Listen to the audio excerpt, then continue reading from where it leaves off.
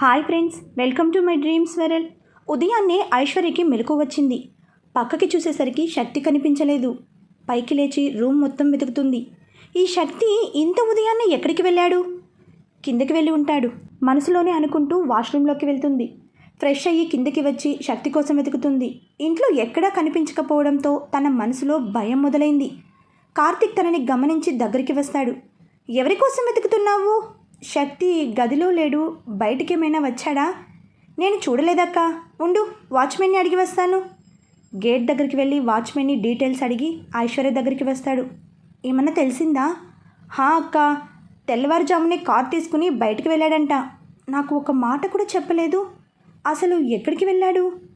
ఏముంది, నీ గురించి అర్థమయ్యి చెప్పకుండా పారిపోయి ఉంటాడు. మానస మాటలకి ఇద్దరు పక్కకి తిరిగి చూస్తారు. అంతే కదా ఐశ్వర్య, నీకు చెప్పా పెట్టకుండా వెళ్ళిపోయాడు అంటే అర్థమేమిటి? ఐశ్వర్య టెన్షన్ పడుతూ ఆలోచిస్తూ ఉండిపోయింది. కార్తిక్ తనని గమనించి చేయి పట్టుకుంటాడు. టెన్షన్ పడకక్క, దాని మాటలు ఏమీ పట్టించుకోకు, అది అలానే మాట్లాడుతుంది. బావకి ఒకసారి ఫోన్ చేయి. ఫోన్ తీసి శక్తి నెంబర్కి కాల్ చేస్తుంది. స్విచ్ ఆఫ్ రావడంతో తన మనసులో భయం ఇంకా రెట్టింపైంది. ఏమైందక్క? స్విచ్ ఆఫ్ వస్తుంది కార్తీక్. ఏదైనా పని మీద వెళ్ళుంటారు, వచ్చేస్తారులే, టెన్షన్ పడకు. మీనాక్షి బయట నుంచి వస్తూ కార్తీక్ మాటలు విని దగ్గరికి వస్తుంది. ఏంట్రా టెన్షన్ అంటున్నావు? బావగారు కనిపించడం లేదంట అక్క. అయ్యో ఐషు, ఎక్కడికి వెళ్ళిపోలేదు, ఏదో పని మీద బయటికి వెళ్తున్నానని చెప్పాడు. నువ్వు నిద్రపోతున్నావని నాకు చెప్పేసి వెళ్ళాడు. సాయంత్రానికి వచ్చేస్తా అన్నాడులే. ఎక్కడికి వెళ్ళాడో చెప్పలేదా? లేదు, వెళ్ళేటప్పుడు అడగడం ఎందుకులే అని అడగలేదు. వచ్చాక చెప్తాడులే, రా టిఫిన్ చేద్దాం. అంకుల్ డాడీని తీసుకువచ్చారా? తీసుకొచ్చారు, రెస్ట్ తీసుకుంటున్నారు. నాన్న ఏదో పనుందని బయటకు వెళ్ళారు. సరే, నాకు కొంచెం పనుంది, ఆఫీస్కి వెళ్ళొస్తాను. టిఫిన్ చేసి వెళ్ళు. వద్దు మీనా, అక్కడే తింటాలే. మీనాక్షి పిలుస్తున్నా వినిపించుకోకుండా కార్ తీసుకుని బయటకు వెళ్ళిపోయింది. ఇక్కడ శక్తి కార్ దిగి ఇంటి దగ్గరికి వస్తాడు. శివరాం చైర్లో వెనక్కి వాలి కళ్ళు మూసుకుని ఉన్నాడు. ఇంతకు ముందు వెళ్ళినంత చొరవగా ఇంటి లోపలికి వెళ్ళలేక అక్కడే నిలబడి ఆలోచిస్తూ ఉండిపోయాడు. బామ్మ కిచెన్ నుంచి బయటికి వస్తూ శక్తిని చూసి దగ్గరికి రాబోతూ ఆగిపోయింది. శక్తి సైగ చేయడంతో శివరాం దగ్గరికి వస్తుంది. శక్తి వచ్చాడు. కళ్ళు తెరిచి డోర్ వైపు చూస్తాడు. శక్తిని చూసి పైకి లేచి నిలబడ్డాడు. లోపలికి రావచ్చా నాన్న? నీ ఇంట్లోకి నువ్వు రావడానికి నా అనుమతి అడుగుతున్నావు అంటే తప్పు చేసినట్టే కదా. వద్దు, నన్ను అలా పిలవద్దు. ఒక తండ్రిగా నేను ఓడిపోయాను. శక్తి కళ్ళలో నీళ్లు తిరుగుతాయి. లోపలికి వచ్చి ఏడుస్తూ శివరాంని హత్తుకుంటాడు. సారీ నాన్న, నేను కావాలని ఏది చెయ్యలేదు. అవును, ఏది చేయలేదు, కానీ జరగాల్సిన నష్టం జరిగిపోయింది కదా. ఊర్లో అందరూ ఏమంటున్నారో తెలుసా? శివరాం కొడుకు డబ్బున్న పిల్లని వల్లో వేసుకుని పెళ్లి చేసుకుని సెటిల్ అయిపోయాడు అని అనుకుంటున్నారు. నేను చేసింది తప్పే, కానీ ఐశ్వర్య పరువు కాపాడాలని పెళ్లి చేసుకున్నాను. అంతేకాని మీకు దూరం అవ్వాలని కాదు. మీరు ఒప్పుకుంటే తను అన్నీ వదిలేసి నాతో ఇక్కడికి వచ్చేస్తుంది. మీ జీవితం గురించి మీరు నిర్ణయం తీసుకున్నప్పుడు నా అనుమతితో మీకేం పనుంది? ఈ ఇల్లు కూడా నీ పేరు మీదే రాసింది మీ నాయనమ్మ. నువ్వు ఇక్కడే ఉండాలనుకుంటే చెప్పు, నేను నా కూతుర్ని తల్లిని తీసుకుని ఎక్కడికైనా వెళ్ళిపోతాను. నువ్వు నీ భార్యతో సంతోషంగా ఉండొచ్చు. నాన్న, అలా మాట్లాడకండి. మీరు లేకుండా నేను సంతోషంగా ఎలా ఉండగలను? నాకు మీరు కావాలి. నేను చేసింది తప్పే, కానీ నాకు వేరే దారి లేదు. అందుకే మీకు తెలియకుండా పెళ్లి చేసుకున్నాను. అంతేకాని మీకు దూరం అవ్వాలని కాదు. ప్లీజ్ నాన్న, అర్థం చేసుకోండి. నేను ఒక సాధారణ మధ్యతరగతి తండ్రిగా మాత్రమే ఆలోచించగలను శక్తి. ఇప్పుడు నా కూతురు గురించి తప్ప నేనేమీ ఆలోచించే పరిస్థితుల్లో లేను. అర్థమైంది నాన్న. స్వర్ణ పెళ్లి గురించే కదా మీ భయం. కిరణ్ గారిని నేను ఒప్పిస్తాను. ఇంత జరిగిన తర్వాత ఆయన పెళ్లికి ఒప్పుకుంటాడనే అనుకుంటున్నావా? నేను ఒప్పిస్తాను నాన్న. పెట్టిన ముహూర్తానికే స్వర్ణ పెళ్లి జరిగి తీరుతుంది నాన్న, నన్ను నమ్మండి. శివరాం మౌనంగా ఉండిపోయాడు. బామ్మ నెమ్మది దగ్గరికి వచ్చి నిలబడుతుంది. శివ, వాడు చేసింది తప్పే కావచ్చు, కానీ అక్కడ కూడా ఒక ఆడపిల్ల జీవితమేరా. అందుకే వాడు అలాంటి నిర్ణయం తీసుకున్నాడు. పెళ్లి కొడుకు తండ్రిని వాడు ఒప్పిస్తాను అంటున్నాడు కదా. వాడికి ఒక అవకాశం ఇవ్వరా? నాకు నమ్మకం లేదమ్మా. నువ్వే చూసావుగా, ఆ రోజు ఆయన పెళ్లి జరగదు అని ఎంత కోపంగా చెప్పేసి వెళ్ళారో. లేదు నాన్న, ఆయన కాళ్ళు పట్టుకుని అయినా సరే నేను ఒప్పిస్తాను. నాకు ఛాన్స్ ఇవ్వండి. సరే, ముహూర్తానికి ఇంకా 2 నెలల టైం ఉంది. ఆ లోపు వాళ్ళని ఒప్పించగలిగితే నేను నీ భార్యని సంతోషంగా ఆహ్వానిస్తాను. అతను ఒప్పుకోలేని పక్షంలో ఆ పెళ్లి ముహూర్తమే మీ నాన్నకి చితిలా మారుతుంది. నాన్న, స్వర్ణ చిన్నప్పటి నుంచి నన్నేమీ అడగలేదమ్మా. తనకి నచ్చిన డ్రెస్ కొనుక్కోవాలన్నా ఈ నాన్న కష్టం గుర్తొచ్చి ఆగిపోయేది. అలాంటిది అశ్విన్ అంటే నాకు ఇష్టం నాన్న, కానీ మీకు నచ్చితేనే పెళ్లి చేసుకుంటాను అని చెప్పింది. ఇన్నాళ్ళకు అది నోరు తెరిచి అడిగింది. తండ్రిగా ఆ కోరిక తీర్చాలని చాలా ఆశపడ్డాను. కానీ ఇప్పుడు తనకి ఇష్టమైన వాడిని కూడా ఇవ్వలేనేమో అని భయంగా ఉందమ్మా. లేదు నాన్న, అలా ఏం జరగదు. ఈ పెళ్లి జరుగుతుంది. నా మీద నమ్మకం ఉంచండి. చెప్పడం కాదు, చేసి చూపించు. అలాగే నాన్న, చేస్తాను. శివరాం కాళ్ళకి నమస్కరిస్తాడు. శివరాం మౌనంగా ఉండిపోయాడు. వెళ్ళొస్తాను నాన్న. నాయనమ్మ, వెళ్ళొస్తాను. శక్తి అక్కడి నుండి బయటకు వచ్చేస్తాడు. శివరాం గదిలోకి వెళ్ళిపోవడంతో బామ్మ బయటికి వస్తుంది. శక్తి కార్ దగ్గర నిలబడి ఆలోచిస్తున్నాడు. బామ్మ తన దగ్గరికి వచ్చి నిలబడుతుంది. నాయనమ్మ, నీకు కూడా నా మీద కోపంగా ఉందా? లేదు నాన్న, నువ్వు ఏ పరిస్థితిలో అలా చేశావో నేను అర్థం చేసుకోగలను. మరెందుకు నువ్వు కూడా నాతో మాట్లాడడం మానేశావు? రోజుకు ఒక్కసారైనా నాతో ఫోన్ మాట్లాడేదానివి, అలాంటిది 1 వీక్ నుండి నాతో మాట్లాడలేదు నువ్వు. శక్తి, బాధపడుకురా. మీ నాన్న నీ మీద కోపంతో ఉన్నాడు. ఇలాంటి పరిస్థితిలో నీతో మాట్లాడితే వాడి కోపం ఇంకా ఎక్కువ అవుతుందనే నేను ఫోన్ చేయలేదు. సారీ నాయనమ్మ. నా పెళ్ళి వల్ల స్వర్ణ పెళ్ళి ఆగిపోయింది. నేను అస్సలు ఊహించలేదు ఇలా జరుగుతుందని. ఊహించనివి జరగడమే జీవితం అంటే. కూతురి పెళ్ళి ఆగిపోయింది అన్న బాధ తప్ప నీ మీద కోపం ఏమీ లేదు మీ నాన్నకి. ఎలా అయినా కిరణ్ గారిని పెళ్ళికి ఒప్పిస్తాను నాన్నమ్మ. నాకు నీ మీద నమ్మకం ఉందిరా. అతని పెళ్ళికి ఒప్పించి నా మనవరాల్ని తీసుకుని ఇక్కడికి వచ్చే. పెళ్లి పనులు మీరేగా చూసుకోవాలి. థ్యాంక్స్ నాయనమ్మ. నువ్వైనా నా మీద నమ్మకం ఉంచావు. ఆ నమ్మకాన్ని నిలబెట్టుకుంటాను. వెళ్ళొస్తాను నాయనమ్మ. శక్తి, ఎట్టి పరిస్థితిలోనూ ఈ పెళ్ళి జరిగి తీరాలి. లేకపోతే మీ నాన్న మనకి దక్కడు. ఆ విషయం గుర్తుపెట్టుకో. అలాగే నాయనమ్మ. స్వర్ణగారు, మీకోసం ఎవరో వచ్చారు. ఎవరు? తెలీదండి. బ్యాంక్ బయట వెయిట్ చేస్తున్నారు. సరే, వస్తున్నా. బయటికి వచ్చిన స్వర్ణ శక్తిని చూసి అక్కడే ఆగిపోయింది. శక్తి తనని గమనించి దగ్గరికి వచ్చి నిలబడ్డాడు. నా మీద కోపంగా ఉన్నావని తెలుసు. సారీరా, ఇలా జరుగుతుంది అని అనుకోలేదు. నాకెందుకు సారీ చెబుతున్నావురా? అంటే పెళ్ళి కాగానే నీ చెల్లెలు పరాయిదైపోయిందా? నేను అర్థం చేసుకోగలను నువ్వు ఏ పరిస్థితిలో పెళ్లి చేసుకున్నావో. అమ్మ చనిపోయినప్పుడు నాన్న కళ్ళలో నీళ్లు చూశాను. మళ్ళీ ఇప్పుడు నా పెళ్ళి ఆగిపోయినందుకు ఏడ్చారు. మన వల్ల ఆయన బాధపడుతున్నారు అన్నదే నా బాధ. అంతేకాని నీ మీద కోపం ఏం లేదురా. శక్తి దగ్గరికి వచ్చి స్వర్ణ చేతుల్ని పట్టుకుంటాడు. థ్యాంక్స్ రా. నువ్వు కూడా నాన్నలా నన్ను అపార్థం చేసుకుంటావనుకున్నాను. ఆయన నా మీద చాలా కోపంగా ఉన్నారు. నాన్నది కోపం కాదన్నయ్యా, బాధ. ఏదో పాతకాలం మనుషులు పట్టింపులు అనేవి ఉంటాయి. కానీ కన్నబిడ్డల మీద ప్రేమ ఎంతో కాలం ఆ పట్టింపుల్ని సాగనివ్వదు. అశ్విన్ వాళ్ళ నాన్నని ఒప్పిస్తానని నాకు మాట ఇచ్చాడు. ఆయన చూసుకుంటారులే, నువ్వు టెన్షన్ పడకు. లేదు, నేనే స్వయంగా వెళ్ళి ఆయనతో మాట్లాడతాను. నా పరిస్థితి వివరిస్తే కన్విన్స్ అవుతారు అన్న నమ్మకం ఉంది. అనుకున్న ముహూర్తానికే నీ పెళ్ళి జరిగి తీరుతుంది. ఇది నీ అన్నయ్య మాట అనుకో. సరే, నాకు నీ మీద నమ్మకం ఉంది. వెళ్ళొస్తాను స్వర్ణ. నాన్నని జాగ్రత్తగా చూసుకో. అలాగే. శక్తి అక్కడి నుండి బయటకు వచ్చేస్తాడు. స్వర్ణ పరిగెత్తుకుంటూ కార్ దగ్గరికి వస్తుంది. అన్నయ్య. ఏంటి స్వర్ణ? నీ పెళ్ళి అయితే జరిగింది, కానీ ఏ ముచ్చట తీరనే లేదు. అత్తింటి తరపున ఇది ఐశ్వర్యకి ఇవ్వు. ఒక చైన్ శక్తి చేతిలో పెడుతుంది. ఇది అమ్మ చైన్ కదా? అవును.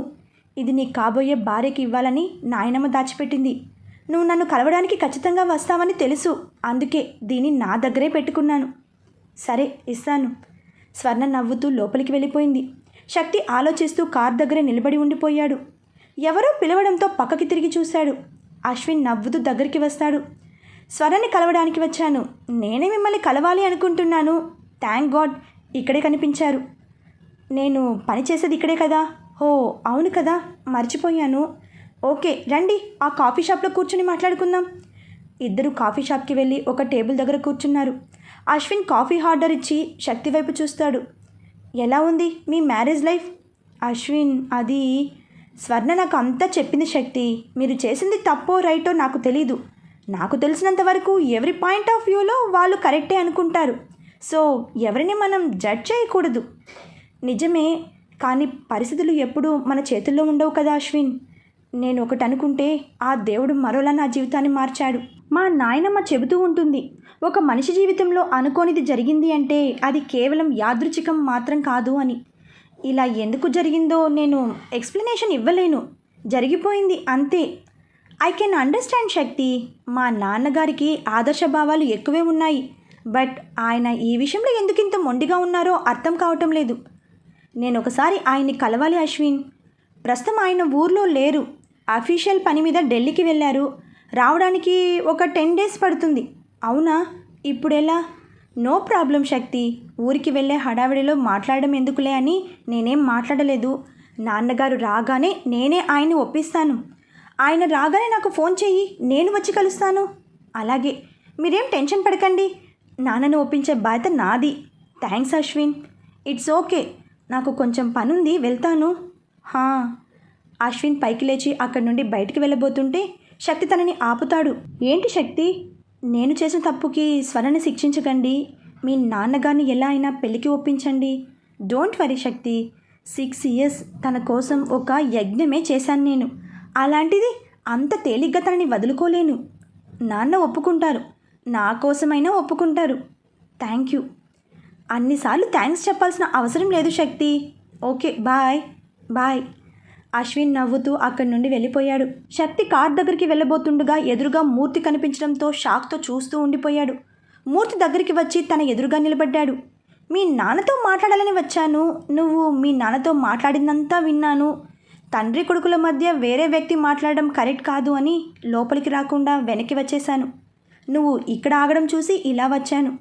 ఏమన్నాడు పెళ్ళికొడుకు? వాళ్ళ నాన్నగారు పని మీద ఢిల్లీకి వెళ్ళారంట సార్. ఒక 10 daysలో వస్తారంట. ఆయన వచ్చిన తర్వాత తనే వాళ్ళ నాన్నతో మాట్లాడి పెళ్ళికి ఒప్పిస్తానని చెప్పాడు. ఓ, టెన్షన్ పడకు శక్తి, అంత మంచి జరుగుతుంది. Thank you sir. మీరు నా కోసం ఇంత దూరం వచ్చారు. అది నా బాధ్యత. సార్, ఈ విషయం ఐశ్వర్యకి చెప్పొద్దు.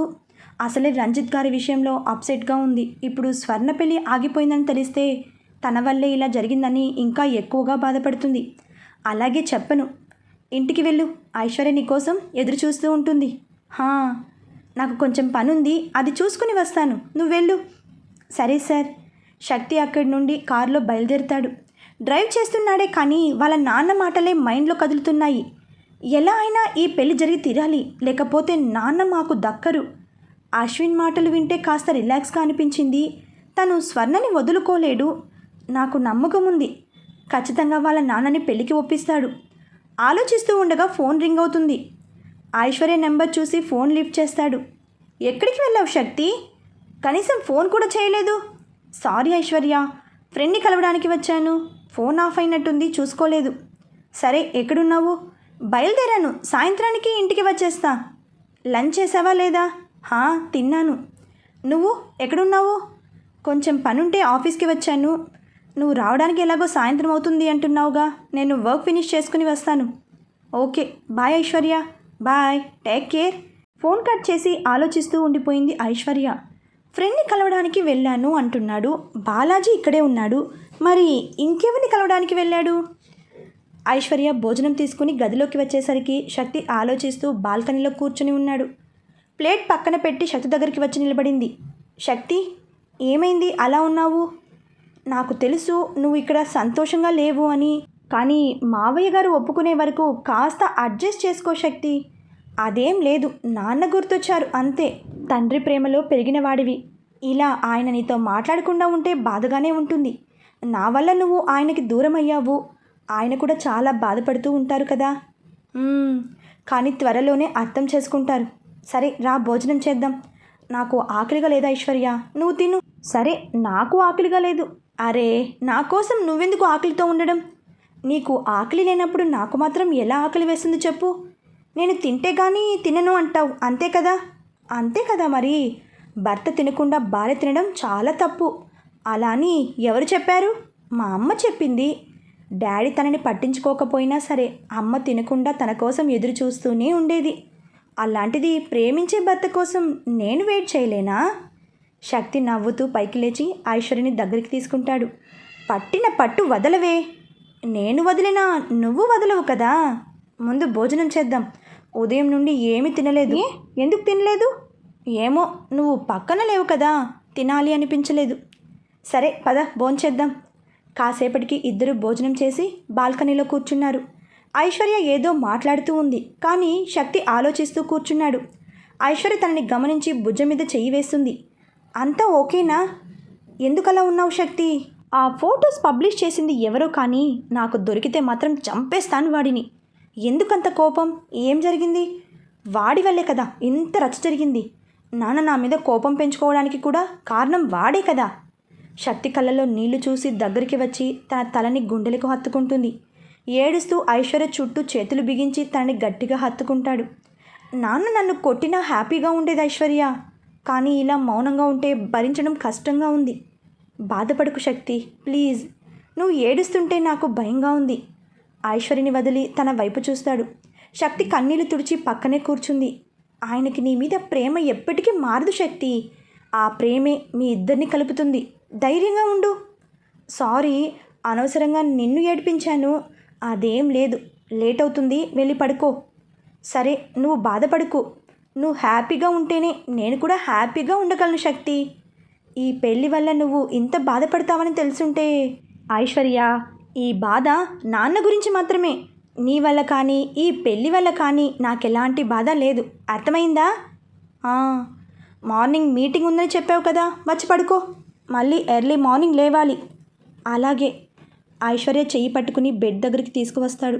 శక్తి బెడ్ మీద పడుకుని కళ్ళు మూసుకున్నాడు. ఐశ్వర్యకి ఎంత ప్రయత్నించినా నిద్ర పట్టడం లేదు. ఆలోచిస్తూ శక్తిని చూస్తూ ఉండిపోయింది. నా ప్రేమ వల్ల శక్తి హ్యాపీగా ఉండాలి అనుకున్నాను, కానీ అది జరగడం లేదు. ఎందుకో మనసు కీడు శంకిస్తుంది. భగవంతుడా, మళ్ళీ ఎలాంటి సమస్యలు మా మధ్యకి రాకుండా చూడు. ఇక్కడ మీనా. నాన్న, ఉదయం నుంచి ఎక్కడికి వెళ్ళారు? ఒక ప్రశ్నకి సమాధానం వెతుకుతూ వెళ్ళాను, కానీ. నాన్న, ఏమంటున్నారు? నాకు అర్థం కాలేదు. నాకు కూడా ఏమీ అర్థం కావటం లేదు మీనా. ఐశ్వర్య ఒక్కో ప్రాబ్లం దాటుకుని బయటపడుతుంది అనుకునే లోపే ఇంకో కొత్త సమస్య తనకి ఆహ్వానం పలుకుతుంది. వీటన్నింటి నుండి ఐశ్వర్యని ఎలా కాపాడుకోవాలో అర్థం కావటం లేదు మీనా. ఏమైంది నాన్న? ఎందుకలా మాట్లాడుతున్నారు? అంత తలకిందలైపోయింది మీనా. ఏ గతమైతే ఐశ్వర్య భవిష్యత్తుకు అడ్డు రాకూడదని ఇన్నాళ్ళు కష్టపడ్డానో అంతా వృధా అయిపోయింది. ఇప్పుడు కిరణ్ కుమార్ వల్ల అంత నాశనం అయ్యేలా ఉంది. నాన్న, రిలాక్స్, కంగారు పడకండి. ఆయన ఈ విషయాన్ని ఎప్పుడో మర్చిపోయి ఉంటారు. లేదు మీనా, అతను ఏమీ మర్చిపోలేదు. శక్తి ఐశ్వర్యల పెళ్లి విషయం తెలిసి అతను శక్తి చెల్లెలితో జరిగిన తన కొడుకు నిశ్చితార్థాన్ని క్యాన్సిల్ చేశాడు. వాట్? ఈ విషయం మీకెలా తెలుసు? రంజిత్ని హాస్పిటల్ నుండి తీసుకొచ్చిన తర్వాత నేను శక్తి వాళ్ళ నాన్నతో మాట్లాడడానికి వాళ్ళ ఊరికి వెళ్ళాను. నేను వెళ్ళేసరికి శక్తి అక్కడ ఉన్నాడు. అవునా? అంటే శక్తి వాళ్ళ ఊరికి వెళ్ళాడా? అవును. కిరణ్ కుమార్ని కూడా కలవాలి అనుకున్నాడు, కానీ అతను ఊర్లో లేడు. Thank God. ఇప్పుడేం చేద్దాం నాన్న? ఏదో ఒకటి చేసి ఆ కిరణ్ కుమార్ని కన్విన్స్ చేయాలి. టెన్షన్ పడకండి నాన్న. నిజం తెలిసినా సరే శక్తి అర్థం చేసుకుంటాడని అనుకుంటున్నా. అయినా మనం ఉన్నాం కదా, తనకి అర్థమయ్యేలా చెబితే ఖచ్చితంగా అర్థం చేసుకుంటాడు. అవును, ఎంతైనా తనని ప్రేమించాడు కదా, చెబితే అర్థం చేసుకుంటాడు. సరే, మీరు వెళ్ళి ఫ్రెష్ అయ్యిరండి, భోజనం చేద్దాం. ఐశ్వర్య భోజనం చేసిందా? శక్తి తను కలిసే తిన్నారు నాన్న. సరే, నేను ఫ్రెష్ అయ్యి వస్తాను. సరే నాన్న. మూర్తి అక్కడి నుండి గదిలోకి వచ్చి ఆలోచిస్తూ బెడ్ మీద కూర్చున్నాడు. ఏదో ఆపద రాబోతుందని నాకెందుకు అనిపిస్తుంది? కంటికి కనిపించని ఆ ఆపదని ఎలా ఎదుర్కోవాలి? ఐశ్వర్యని ఎలా కాపాడుకోవాలి? తర్వాతి అప్డేట్స్లో తెలుసుకుందాం. ఫ్రెండ్స్, మీకు ఈ నవల నచ్చినట్లయితే లైక్ చేయండి, సబ్స్క్రైబ్ చేయండి, బెల్ ఐకాన్ని ప్రెస్ చేయండి. బాయ్ ఫ్రెండ్స్, రేపు మరొక భాగంతో కలుసుకుందాం.